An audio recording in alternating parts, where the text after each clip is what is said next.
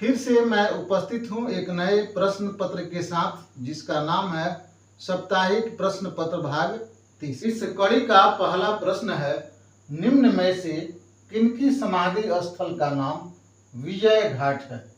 जिसका पहला ऑप्शन है डॉक्टर बी.आर. अम्बेडकर, दूसरा ऑप्शन है इंदिरा गांधी, तीसरा ऑप्शन है लाल बहादुर शास्त्री और चौथा ऑप्शन है राजीव गांधी। तो इस प्रश्न का सही जवाब है लाल बहादुर शास्त्री, यानी लाल बहादुर शास्त्री की समाधि स्थल का नाम Vijay Ghat. Option A doctor B R. Ambedkar, तो डॉक्टर बी.आर. अम्बेडकर की समाधि स्थल का नाम चैत्य भूमि। क्या नाम है? चैत्य भूमि। हमारा बी ऑप्शन है इंदिरा गांधी, तो इंदिरा गांधी की समाधि स्थल का नाम है शक्ति स्थल। हमारा सी ऑप्शन है लाल बहादुर शास्त्री, तो लाल बहादुर शास्त्री की समाधि स्थल का नाम है विजय घाट।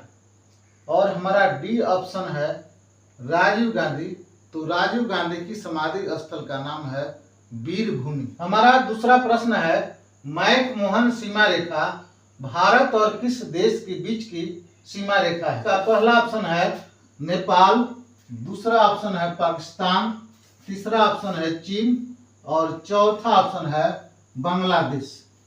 तो इस प्रश्न का सही जवाब है चीन, यानी भारत और चीन के बीच की सीमा रेखा का नाम मैक-मोहन सीमा रेखा है। मैक-मोहन सीमा रेखा भारत और चीन के बीच की सीमा रेखा का नाम है। ऑप्शन ए पर चलते हैं नेपाल। नेपाल और भारत के बीच में जो बॉर्डर लाइन है उसका नाम है भारत नेपाल सीमा रेखा। भारत नेपाल सीमा रेखा। हमारा बी ऑप्शन है पाकिस्तान। भारत और पाकिस्तान के बीच सीमा रेखा का नाम रेड क्लिफ सीमा रेखा है। रेड क्लिफ सीमा रेखा। हमारा सी ऑप्शन चीन है, तो भारत और चीन के बीच की सीमा रेखा का नाम मैक-मोहन सीमा रेखा है। हमारा डी ऑप्शन है बांग्लादेश, तो भारत और बांग्लादेश के बीच की सीमा रेखा का नाम रेड क्लिफ सीमा रेखा है। रेड क्लिफ सीमा रेखा है। हमारा तीसरा प्रश्न है, सद्भावना दिवस किस महापुरुष की जन्मदिन के रूप में मनाई जाती है। जिसका पहला ऑप्शन है पंडित जवाहरलाल नेहरू, दूसरा ऑप्शन है डॉक्टर एस राधाकृष्णन, तीसरा ऑप्शन है राजीव गांधी और चौथा ऑप्शन है मौलाना अब्दुल कलाम आजाद। तो इस प्रश्न का सही जवाब है राजीव गांधी, यानी राजीव गांधी के जन्मदिन को सद्भावना दिवस के रूप में मनाई जाती है।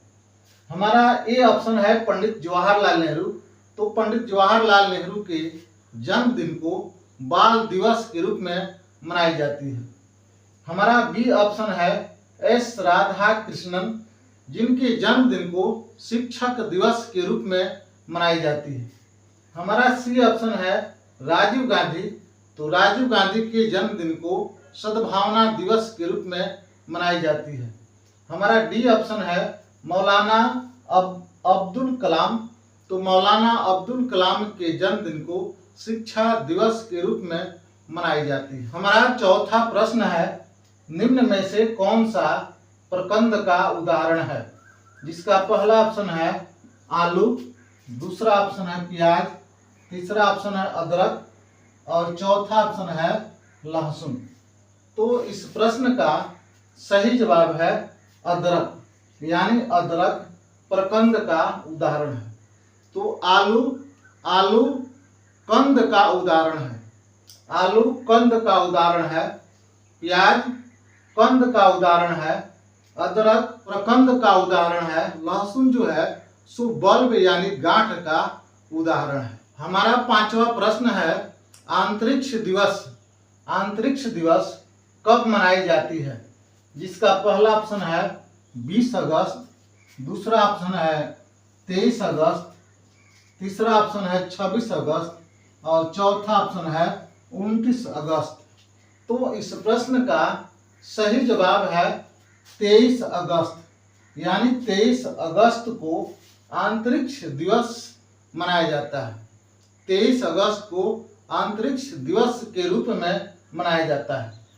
ऑप्शन ए 20 अगस्त। 20 अगस्त को सद्भावना दिवस के रूप में मनाई जाती है, जिस दिन राजीव गांधी की जन्मदिन मनाई जाती है। हमारा बी ऑप्शन है 23 अगस्त। 23 अगस्त को अंतरिक्ष दिवस के रूप में मनाई जाती है।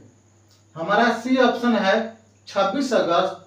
26 अगस्त को महिला समानता दिवस के रूप में मनाई जाती है। 23 दिवस यानी महिला समानता दिवस के रूप में मनाई जाती है। ऑप्शन डी 29 अगस्त राष्ट्रीय खेल दिवस के रूप में मनाई जाती है, जिस दिन हॉकी के जादूगर मेजर ध्यानचंद का जन्मदिन है। पांचवा प्रश्न है विक्रम संवत कैलेंडर का पहला मास कौन सा है?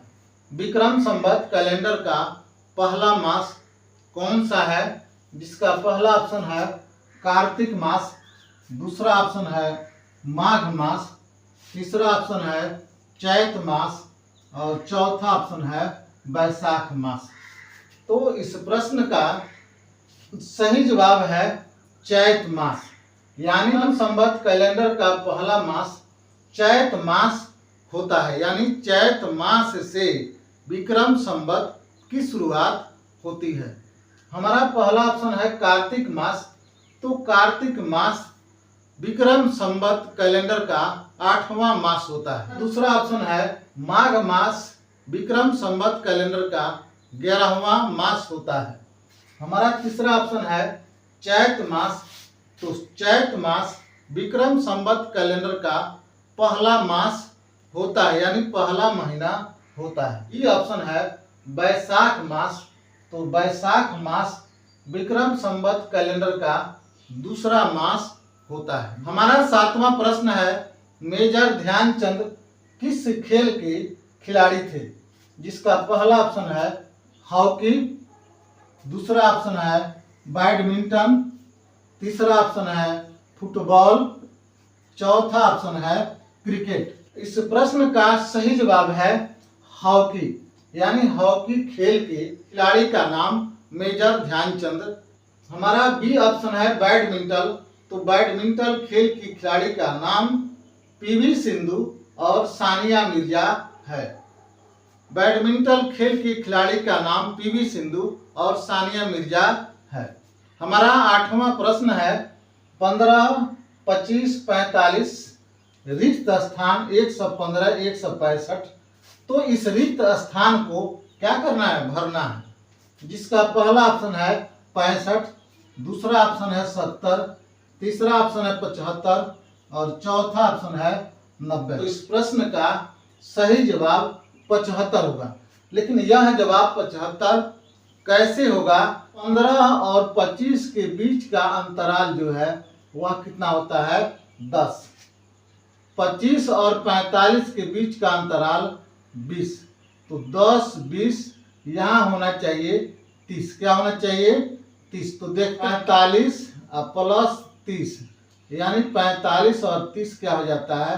75। तो हमारा 75 के अनुसार हमारा 75 ऑप्शन सही है। लेकिन अगली कड़ी को देखते हैं कि इसके अनुसार यह 115 हो रहा है कि नहीं।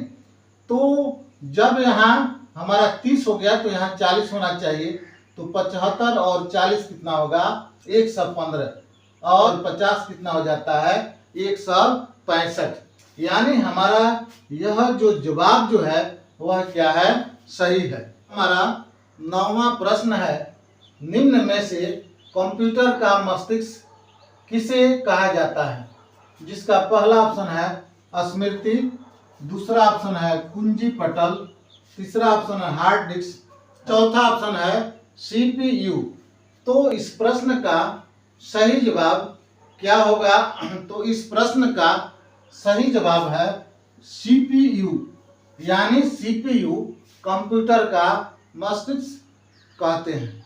हमारा ये ऑप्शन है स्मृति। स्मृति का अंग्रेजी शब्द होता है मेमोरी। जहाँ किसी वस्तु को रखा जाए उस जगह को स्मृति के नाम से जानते हैं। दूसरा ऑप्शन है कुंजी पटल, अंग्रेजी होता है टाइप राइटर। क्या नाम है? टाइपराइटर जिसमें 104 बटन है और उसके अनुसार हम अपनी सूचनाओं को कंप्यूटर में प्रवेश करते हैं। ऑप्शन है हार्ड डिस्क। हार्ड डिस्क जो है हमारी सूचनाओं को क्रमबद्ध और शुद्धिकरण के तरीकों से वह मशीन में रखने का काम करता है। सीपीयू। सीपीयू जो है वह कंप्यूटर का मस्तिष्क है, यानी जितनी डाटा जो है मस्तिष्क में रहता है और फिर जरूरत के अनुसार उसे बाहर लाने का काम जो है वह सीपीयू के द्वारा किया जाता है। हमारे कार्यक्रम को आगे बढ़ाने के लिए हमारे चैनल को लाइक, सब्सक्राइब और बेल घंटी जरूर बजाएं। हमारा अंतिम यानी 10वां प्रश्न है, भारत के वर्तमान शिक्षा मंत्री कौन है? जिसका पहला ऑप्शन है श्रीमती निर्मला सीतारमण, दूसरा ऑप्शन है श्री राजनाथ सिंह, तीसरा ऑप्शन है श्री धर्मेंद्र प्रधान और चौथा है श्री अमित शाह। इस प्रश्न का सही जवाब है श्री धर्मेंद्र प्रधान। श्री धर्मेंद्र प्रधान जी भारत सरकार के शिक्षा मंत्री हैं। हमारा ये ऑप्शन है श्रीमती निर्मला सीतारमण, तो श्रीमती निर्मला सीतारमण जी भारत सरकार की वित्त मंत्री हैं। हमारा बी ऑप्शन है श्री राजनाथ सिंह, तो श्री राजनाथ सिंह भारत सरकार के रक्षा मंत्री हैं। हमारा सी ऑप्शन है श्री धर्मेंद्र प्रधान जी, तो श्री धर्मेंद्र प्रधान जी भारत सरकार के शिक्षा मंत्री हैं। हमारा डी ऑप्शन है श्री अमित शाह, तो श्री अमित शाह जी भारत सरकार के गृह मंत्री हैं। भारत सरकार के गृह मंत्री हैं। साप्ताहिक प्रश्न पत्र भाग 30 के 10 प्रश्नों के साथ हम विराम लेते हैं और फिर मिलेंगे साप्ताहिक प्रश्न पत्र भाग 31 के साथ। तब तक के लिए आप सभी को बहुत बहुत धन्यवाद।